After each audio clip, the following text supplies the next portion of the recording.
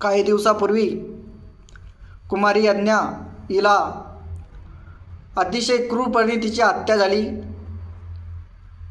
सर्वप्रथम छत्रपती शिवराय प्रतिष्ठान यांच्या वतीने मी यांना जाहीर निषेध करतो आणि माननीय फडणवीस साहेब, एकनाथजी शिंदे साहेब, अजितदादा पवार साहेब, आपणास हात जोडून विनंती आहे, या नराधामाला लवकरात लवकर फाशीची शिक्षा किंवा गोळ्या घालून लवकरात लवकर मारा।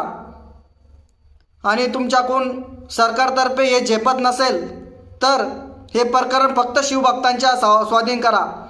बघा, आम्ही शिवभक्त यांना, या हरामखोराला भर चौकात एक एक आवय काढून त्याला नाही फार तकलीफ देऊन जाळ मारलं तर मग बघा, यांनी येणाऱ्या पिढीला समजेल की हे बा असे क्रूरपणे लहान चिमुकल्या मुलींची हत्या केली तर शिवभक्त हे कशी हत्या करते हे पण त्यांना तुम्हाला दिसेलच।